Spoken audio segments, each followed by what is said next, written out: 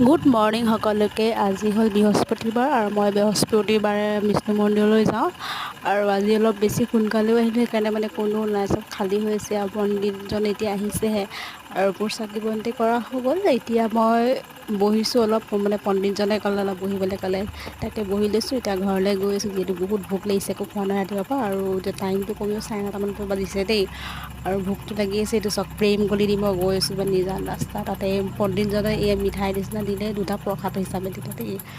আৰু আহিয়ে আকৌ মই দেখিছে বুটৰ তৰকাৰী আৰু ভাত, ভোট জলকীয়া নিমখ এনেকৈ খাইছোঁ। তাৰপিছত একদম ব'ৰ হৈ গৈছোঁ, ব'ৰ হৈ যোৱাৰ কাৰণে আকৌ কেৰমত অকণ খেলি লওঁ বুলি ছোৱালীৰ লগতে। তাৰপিছত কেৰমটো যিহেতু মানে তাই নাজানে, যেনিয়ে পাইছে কেনেকৈ মাৰিছোঁ আৰু এতিয়া দুপৰীয়া যিয়ে ভাত বনাবলৈ হৈ গ'ল। চাওঁচোন কি বনাওঁ, একদম চিম্পুলে খাম বুলি ভাবিছোঁ, যিহেতু মানে গৰম বেছি। কঁঠালৰ গুটি আছিলে, কঁঠালৰ গুটি পিটিকা বনাম, লগত ৰহৰ দাইল আৰু ৰঙালাও ভাজি, কেনেকৈ খাম বোলো আলু পিটিকাৰ সৈতে। আৰু আজি মানে এইটো দৃশ্য দেখা পালোঁ, মানে আজি মানে এইটো ব্ৰেকিং নিউজ হৈ গৈছে গোলাঘাটত, মানে গোলাঘাটত বুলি নহয়, গোটেই আৰু পৃথিৱীতে বুলি ক'ব লাগিব।